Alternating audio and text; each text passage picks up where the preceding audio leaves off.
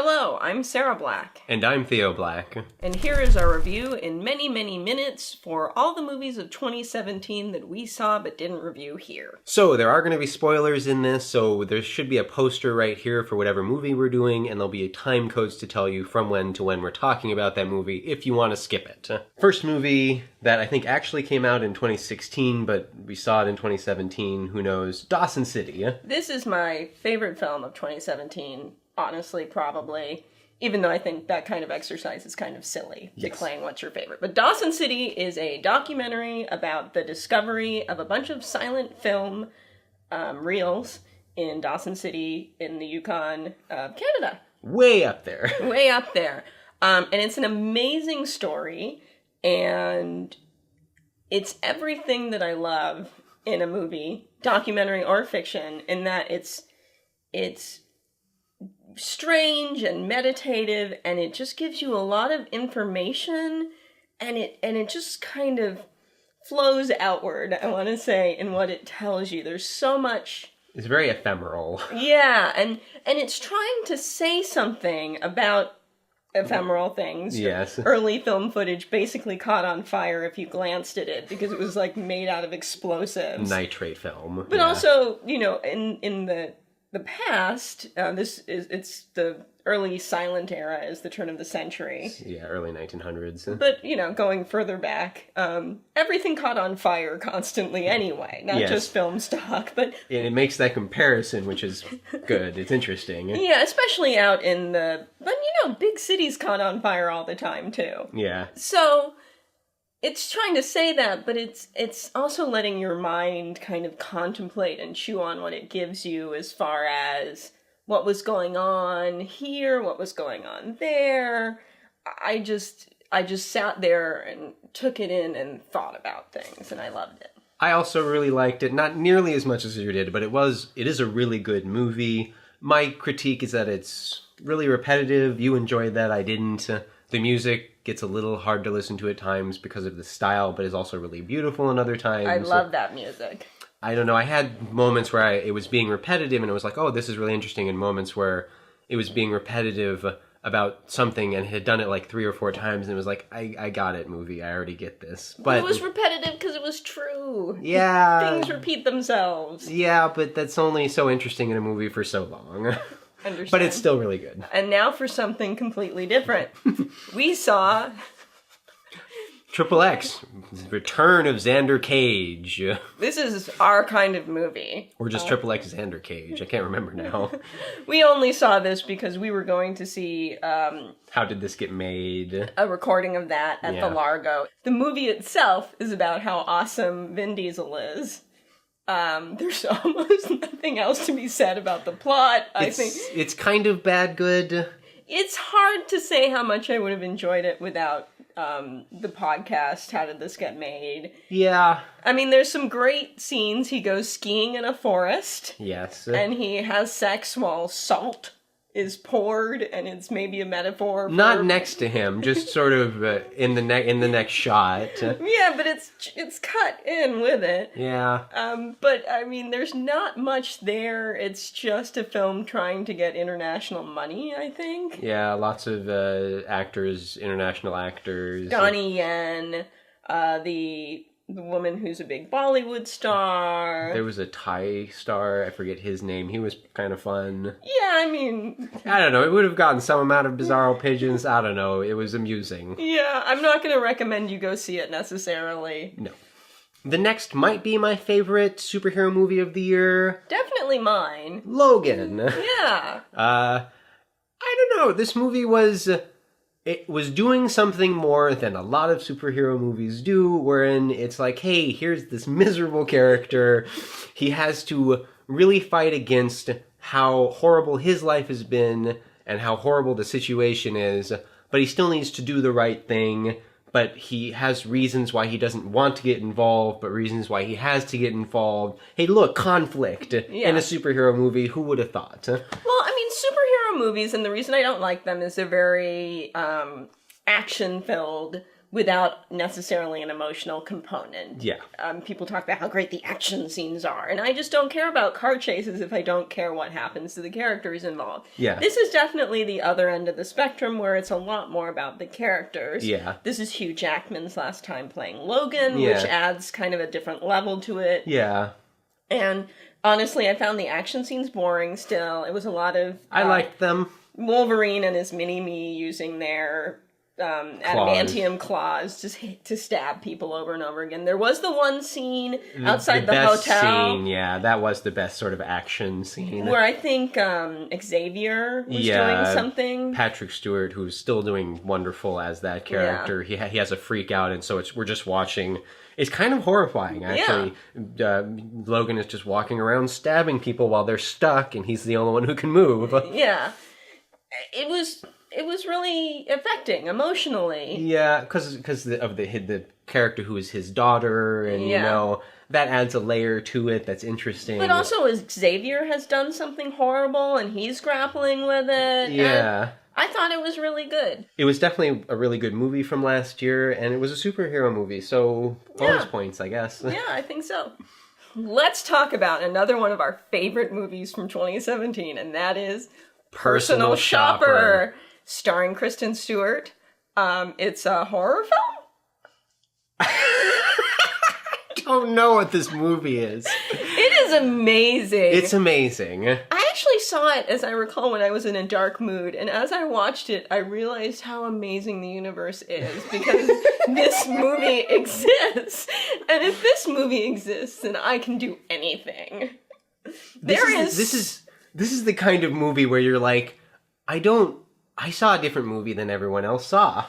Because a lot of people, not everyone, a lot of people are like, this is on my top 10 list. It confused them. They were so confused by this movie, and that there's something so bizarre and attractive about it that it's convincing people that it is a good movie. And it's not. It's not in any way a good movie. It's not a good movie. Not in that way. There is something deep about it. There is something complex about it. It's what it's trying to say. It's just failing hardcore at doing it. It has so much, effort and love in it, and it is just a mess. Yeah. There's so many shots of text messages between people. We get to watch a person watch a thing on YouTube at one point, and then we get to watch a person talk... extended period of time. And then we get to watch a person talk to their love interests through FaceTime. More watching a person, watching a thing, watching. There is loving shots of Kristen Stewart on a moped I feel like it makes up 10 minutes if you cut it all together. Maybe. Easily.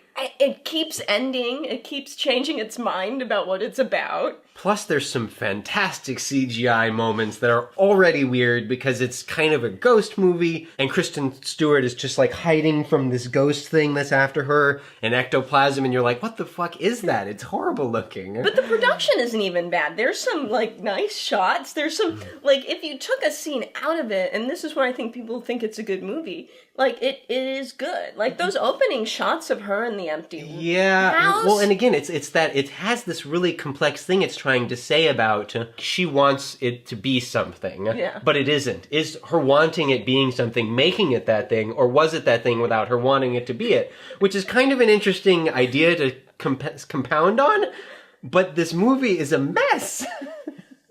Yes, and let's talk about our favorite line. Let's talk about filmmaking. Let's talk about storytelling, because this applies to novels as well.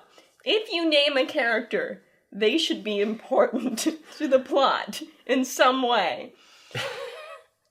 She is reading a letter left to her. This is supposed to be a life-altering letter. It's going to get her mind in the right place from her love interest. Yeah. I think his acting skills are as good as hers. There's a couple, dueling bad acting scenes that are amazing. I like Kristen Stewart more than some people, and I don't know, she had moments in this movie, I'm not sure. There's something, when she gets to be kinky in those kinky scenes, I kind of enjoyed it, but otherwise it's a little weird, but go on.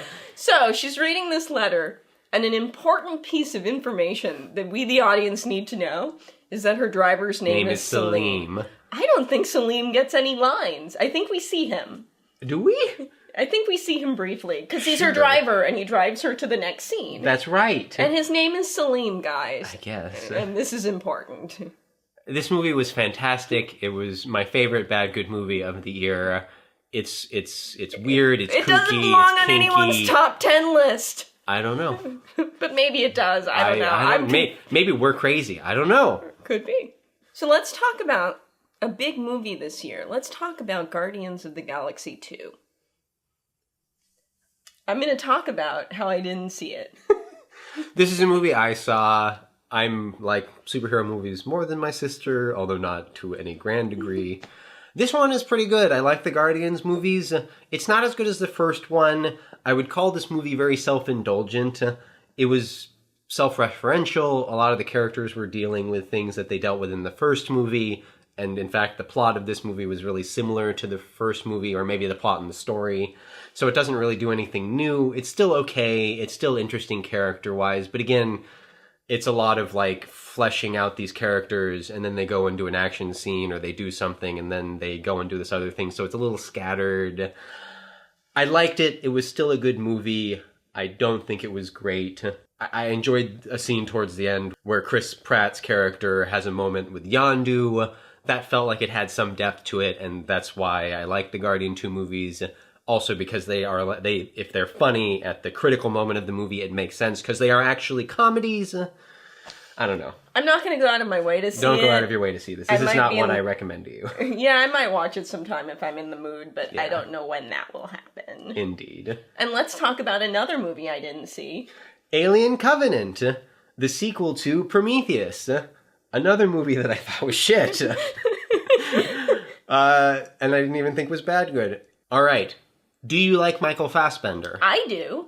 Do you want to see Michael Fassbender play a recorder with Michael Fassbender in a really kinky kind of sexual way? I kind of do. You're making me want to see this movie now. It's about 5 minutes of the movie, if that. This is basically Michael Fassbender, the fan flick, and that's it. And then the other hour 20 minutes of the movie is not interesting and not good, and I didn't care for any of it. But you still make a compelling argument to see it now. Let me talk about a movie you should not see. Hey. And you didn't. And I didn't. I went and saw Baywatch. I saw this because Baywatch is the show of my childhood, because they filmed it in our hometown of Santa Monica, California. And I bet they totally filmed this movie there. God, they did not. About 5 minutes, within the first 5 minutes, we hit the beach, and I'm like, no, this is not Santa Monica. This is part of the Georgia Film Fund, so they filmed it somewhere in Georgia. Cool. And on top of that, it's not a very good movie. It's trying to do too many things at once.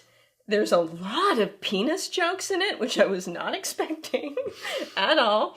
I mean, Zac Efron has chemistry. The Rock has, they're charismatic is what I actually want to say.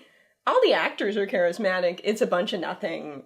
Just don't bother. Cool. So there was a really big film this year. That you didn't see. That I didn't see. Wonder Woman. This is probably my second favorite superhero movie of the year. It's pretty good. It has some deeper story stuff going on. Wonder Woman is out to save the human race and men, I guess. And she's a woman, and this is the teens because it's World War I era. And it's interesting because she's like, oh, I want to save you. And, the Chris Pratt's character is... Chris Pine. Chris Pine's character... Too many Chris's. Chris Pine's character is sort of, this gallant guy, but then he has this group he's with, and the Native American character is like, oh, well, his people ruined my people.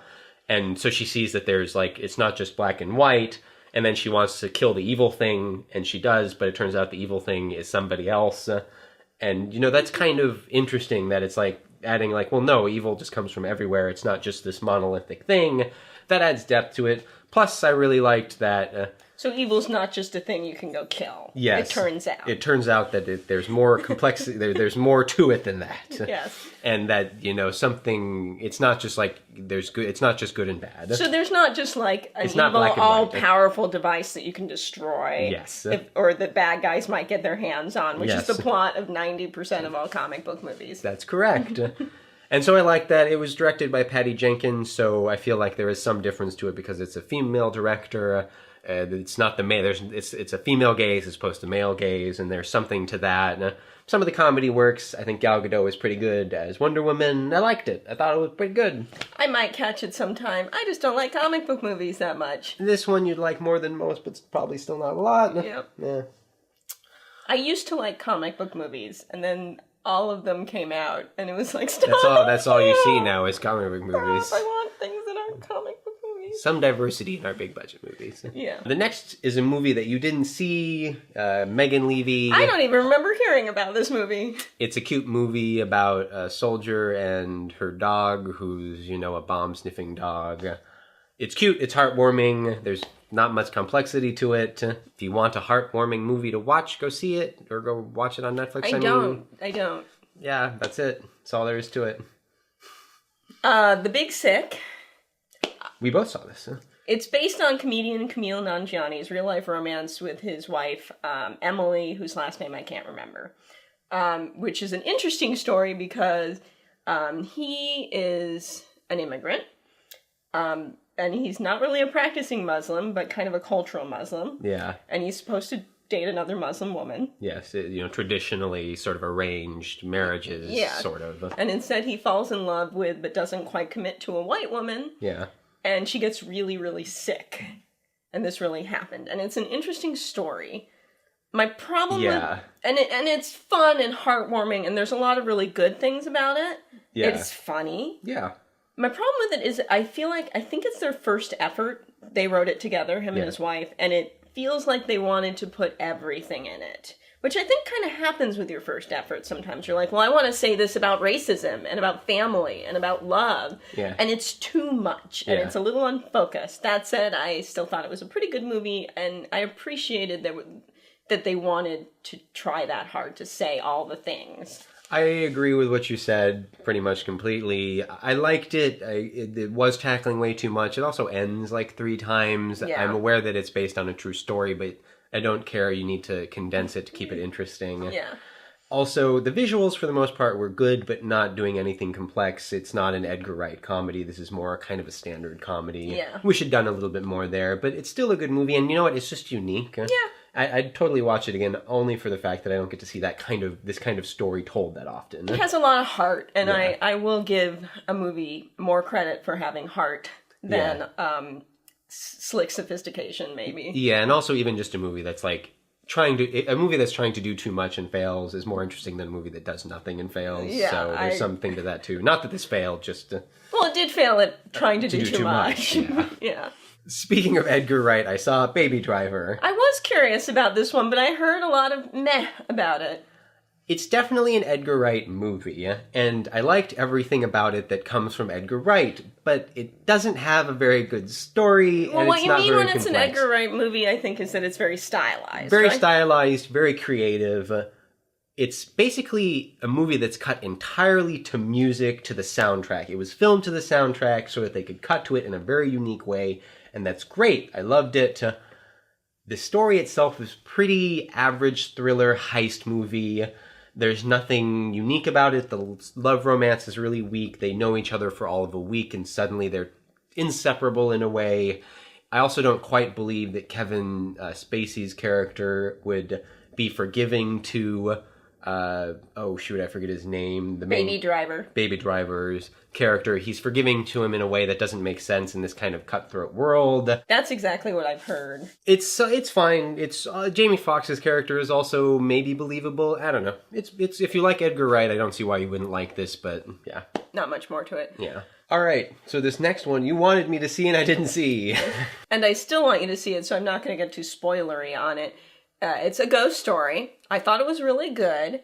A reason to see it if you're into filmmaking is that it was a very low-budget movie that got a fairly wide release for what it was. Yeah, I mean, it's still limited, but for what it was. Right, and the director still had resources. I mean, it has Casey Affleck and, is it Rooney Mara? I think so. Someone in it. Yeah. But they're really the only 2 people in it. Yeah. And it's just... interesting, and it's neat to see what you can do with very little. It still has some humor. Obviously, it's a ghost story. It's about a ghost. It's a little sad, and I guess you'd say it's a character piece, but it's trying to say something bigger. And it's shot in 4:3 with rounded corners. You don't see that very often. Vignetting? I guess so. That's interesting. I really liked it. I think it's worth seeing. I think it is one of the better movies of the year. It could have been a Best Picture nominee, except it's not the kind of movie that gets nominated for Best Picture. Yeah. You should see it. You should see it. Now let's talk about a bunch of movies I didn't see. All right, so the first one is Spider-Man Homecoming. I heard that was really good.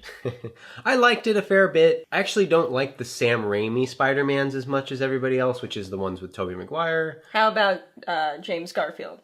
Andrew Garfield. I think you're right.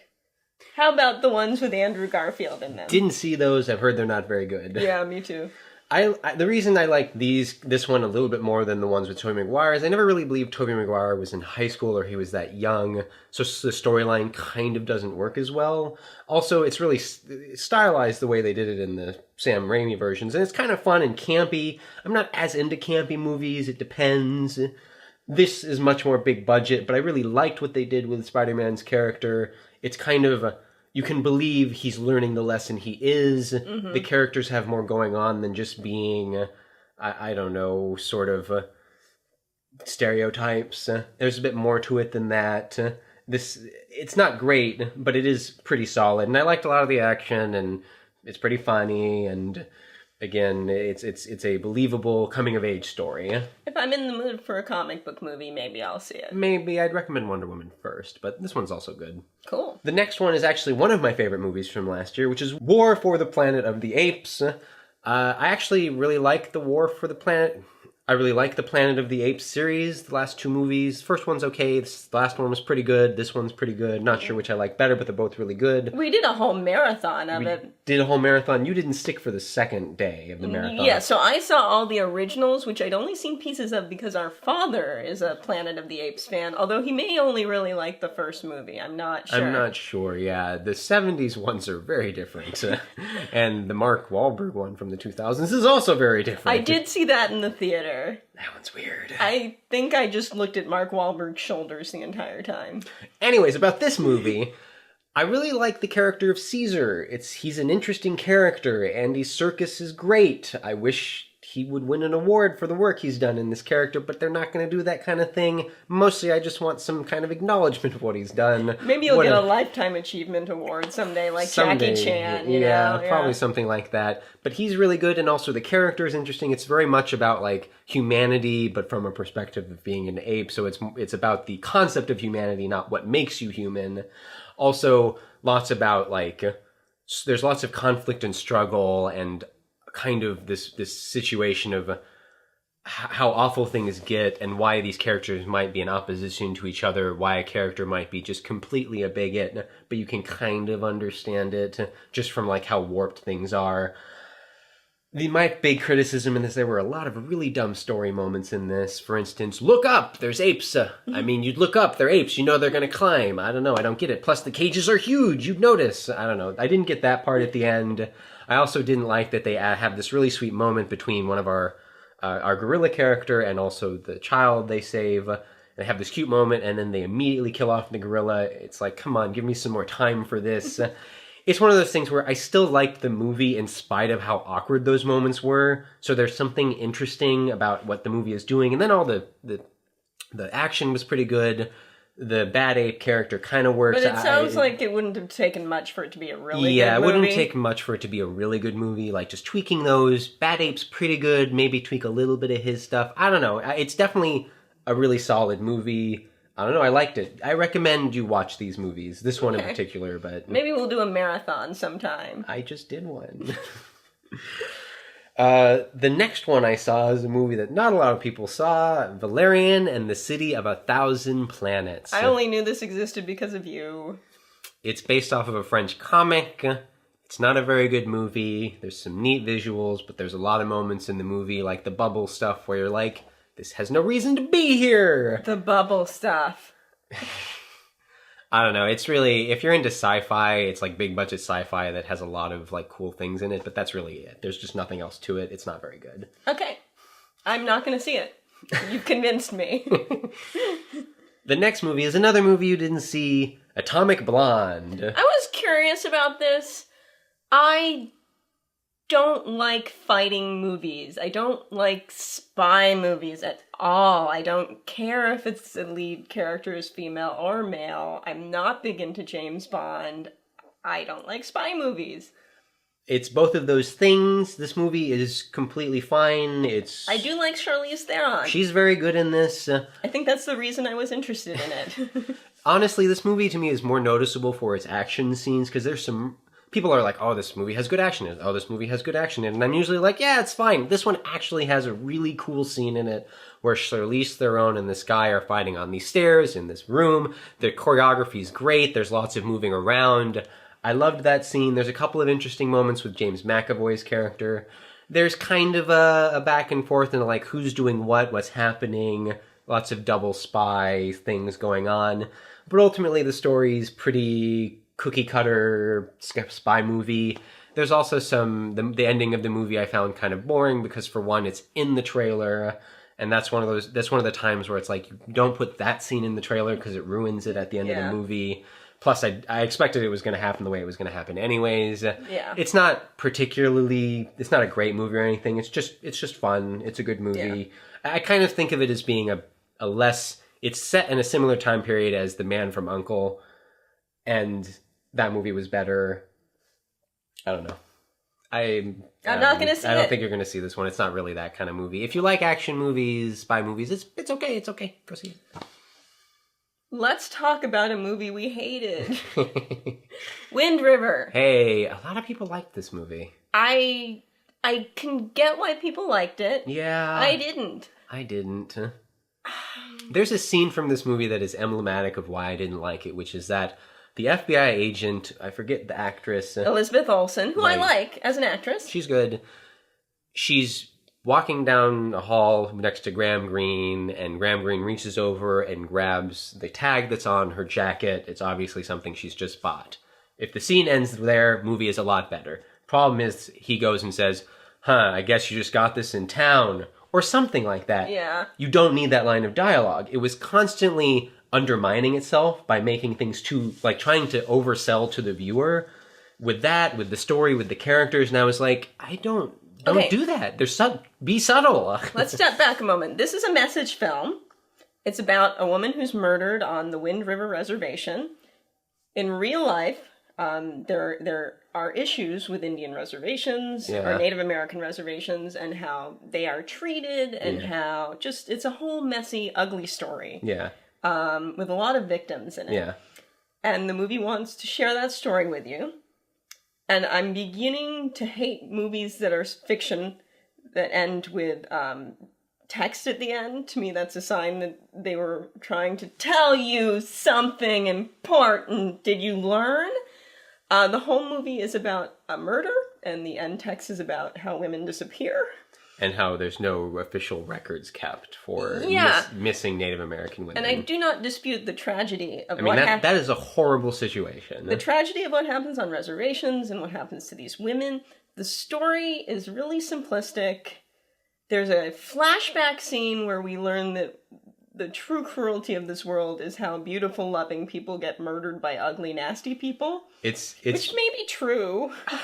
I don't... I think it's really a simplification. That's a simplification of how life works, and it does feel that way. This flashback is also like whiplash, the way they introduce it in the movie. It's because they didn't know how to tell you this without just putting it in. Yeah. It's directed by the guy that did Sicario, which I really liked. I know you didn't like it as much. No, but I appreciate his what he does for movies. And there are some real genuinely like horrible moments, but they're kind of surrounded by these empty moments, this really obvious storytelling. There's another emblematic scene to me would be that Graham Greene who is a Native American actor, gets shot in one scene, and we never talk about him. There's no resolution. Did he die? Maybe, probably. Who knows? But we focus in on poor blonde Elizabeth Olsen, like, crying. And she's a good actress. That's not the problem. It's just the focus is really weird. Her character and Jeremy Renner's character do not work for me, because she kind of works because she's the FBI agent. She would obviously be a white person. She'd obviously be really out of her depth in the situation.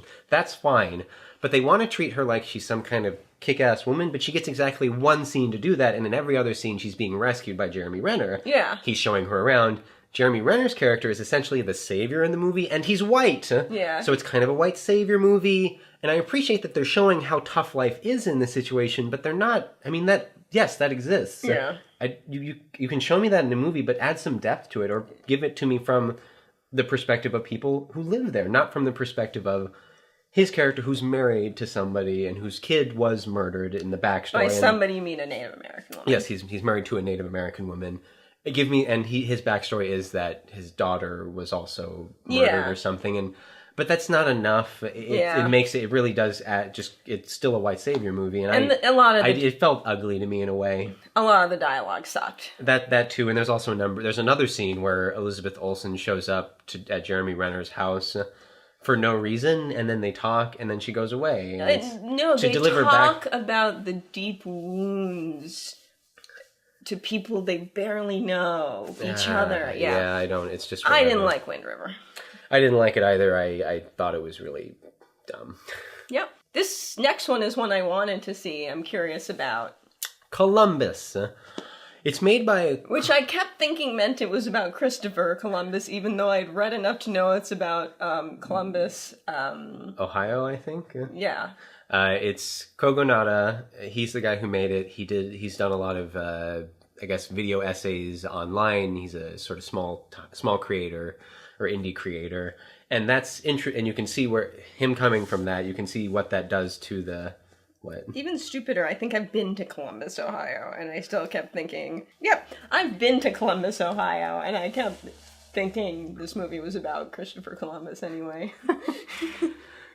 You can see where Kogonada comes from directing this movie, because it's a lot of really static shots, but they're really artfully composed, and I like that. It's a really pretty movie, and it's a really interesting way of essentially making the setting become an important character in the movie. That's cool. I love it when movies do that. Well, because the setting is, in a way, what the movie's about. I mean, that's the title of the movie. Yes, it's really tied into each character's motivation and to their backstory, in one way or another. Architecture, right? Yes. However, having said all that, I thought the editing in this movie was odd. He kept cutting really hard on things, and for what he was doing, it did not make sense to me. It was a really slow movie, and you'd hard cut on someone moving in an awkward way, or you didn't really get to feel like the scene had played out properly, which is weird because these scenes are long, but I still wanted them to keep going. That was odd to me. I didn't like that. I wish John Cho's character had more to do. He's really good. He's a great actor, I think, and he just didn't have the depth that Haley, I forget her last name's character, had. That character had a lot of stuff with her mother and why she was so conflicted and the journey she was going on. And I don't feel like you really got to see John Cho act that out. It was definitely there, but you didn't get as many scenes devoted to it. So I would call it a really solid movie, an interesting movie that doesn't quite get there, doesn't quite illuminate things as much as I wanted, mostly for John Cho's character. I recommend it. I'd be curious about your take on it. Okay. I'm curious about it. Yeah. This next one we both saw. Good Time. It is flat out a Robert Pattinson vehicle attempting to get him away from Edward, the sorrowful, mournful vampire. Well, that's how it comes off, although it's definitely... I think he went to them, didn't he? He went to them to be like, I want to be in a movie for you, and I think they were working on a thriller. Right. And so it worked out. But that said, I thought it worked as a movie. I enjoyed it. It's a really good movie. It had really good characters. It was one of those... Robert Pattinson is really good in it. Yeah. That helps. Jennifer Jason Leigh was good in it. Yeah. I can't remember any other actors' names, but one of the Safdie brothers, I forget his name, was in it for short periods at the beginning and end, and he was good in it. It was one of those cascading things, just got deeper and deeper into shit. They kind of succeed but fail and succeed and fail, and it sort of works as a tumbling effect. I think it worked because of the characters, not just Robert Pattinson, but all the characters he ran into were sympathetic, but also screw-ups. It's like everybody was fucking up completely, and you felt bad for them. Yeah, even in some ways, Robert Pattinson's character is kind of detestable for some of what he does. but you can see why he's doing it. So Yeah. maybe you don't have to like him, but you can understand the situation he's in. Yeah.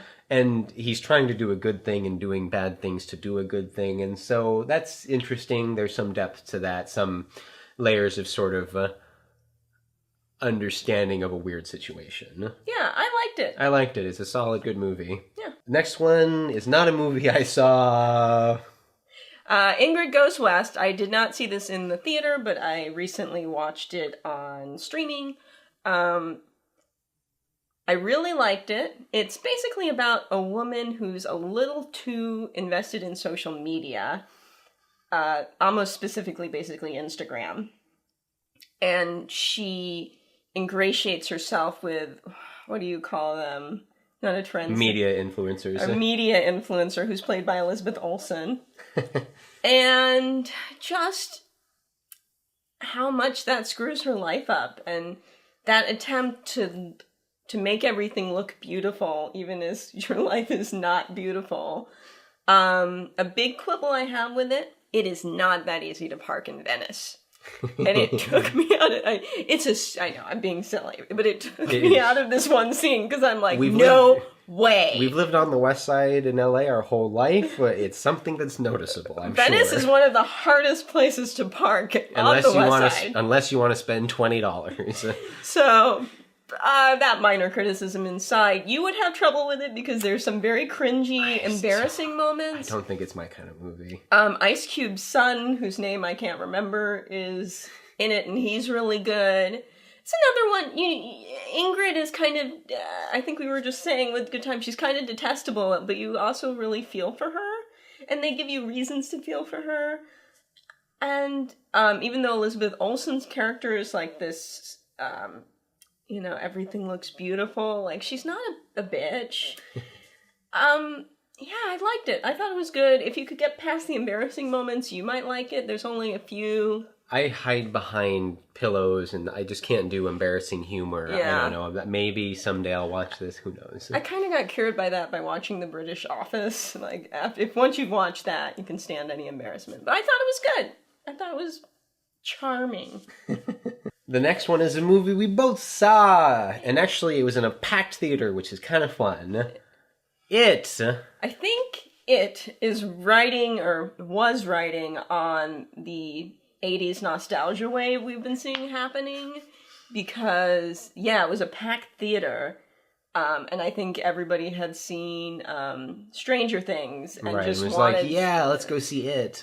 And it wasn't very good. Here's the thing. I think it's a bad movie. I don't think it was any good, and here's my reasons for that. It opens on a scene where Geordie, little kid, he's running after his boat, hits his head on the thing, which is this weird, goofy moment, and it's supposed to somehow be kind of sad or weird. He runs after it, goes in the sewer, and then he starts talking to a clown in the sewer. I don't care how young he is. I don't care about any of that. I'm aware it's in the 80s, or I guess early 90s, late 80s, whatever. Don't care. I don't believe it. It's not a realistic situation to me. And the movie is asking for you to maybe more than half take this as kind of a real thing. And I just didn't believe it. It was comical to me. And I like, I forget the first name, Skarsgård. He was fine as the clown, but because it starts on this unrealistic moment for me, I just took the whole movie as a comedy. And I kept being like, no, this is dumb. Yeah. I just don't get it. And so I thought it was bad because the whole movie didn't work. I have an inherent problem with monster horror because monsters aren't real. The moment, it's like, just shoot it. Like, there was nothing scary about this movie to me. It's a lot of just like, type of moments. There's a few CGI monsters that are creepy. The blown off of a head kid that's in the library, that's kind of creepy. The kid whose family had died in a fire, and he went by, there's a building where I think a bunch of people died in a fire. Yeah. To me, the more horrifying aspect of this film was where these kids' home lives were. Yeah. What their home lives were. And that's deliberate. That's like Stephen King to a T. Yeah. But then when you contrast it with what was the monster part of it, yeah, it just, that part wasn't... Yeah. And I mean, putting kids in danger is kind of inherently scary. I thought the kids did fine. Oh yeah, they were good. I liked the actors were fine. Children actors, and they were great. It was just kind of, it was meh. There's one other scene that sticks out to me as being like, it's the scene in the bathroom where the girl is looking in the sink and then hair starts wrapping around her and pulling her forward, and then there's a bunch of blood shooting out of things. That's kind of creepy. I kind of enjoy that. Any bad good movie has enjoyable moments like that. But then there's this weird montage set to like kind of cheery music where they're cleaning up the bathroom. And I'm like, God, what the fuck is the tone of this movie? Yeah, tonally it was off. Yeah. And then the solution to the problem was hit it with a stick. Yeah, not be afraid of it. Yeah, I guess so. Whatever. Yeah. I didn't get it. I didn't buy it. I went and saw Happy Death Day. Have you seen Groundhog Day? I have. It's a lot like that, only it's comedy horror. It was cute. It was charming. It makes me think of Jumanji a little bit. It might be slightly better than Jumanji. What it had going for it was, I have no idea what the lead actress's name is, but like Groundhog Day, she's like not a character you're supposed to like at the beginning. But the actress did a really good job of making you still enjoy watching her. And some of the writing, too. I mean, they set it up so eventually you understand why she is the way she is. But she was still kind of charming in her nastiness, and I enjoyed that. That said, it is Groundhog Day. They basically say at the end of the movie that it's Groundhog Day. They just flat out talk about Groundhog Day at the end of the movie. And I guessed who the bad guy was in maybe the first 10 minutes. And to my surprise, the movie didn't do anything there were no red herrings. They didn't do anything to try and show that was not the bad guy. Right. And then that was the bad guy. And I was just kind of like, oh, that's an interesting choice to make. It was fun. It was, if you're in the mood for that kind of movie, I don't see any reason why not to see it. Maybe someday. Yeah, it was cute. It was very cute. Oh, another one I saw without you. Thelma. It's Norwegian. You look this up. It's Norwegian. It's about a young woman who's lived a very kind of cloistered life, a very Christian life, and she gets away from her parents, with their permission, to go to college. And strange things start happening, kind of paranormal, supernatural things. And she might be a witch. And she might also be attracted to another woman.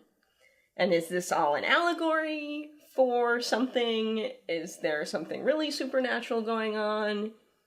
You should watch this movie and find out. I liked it. I thought the visuals were really good. It's slow. It definitely made me think of The Witch, the movie from, I guess it's 2016. I think so.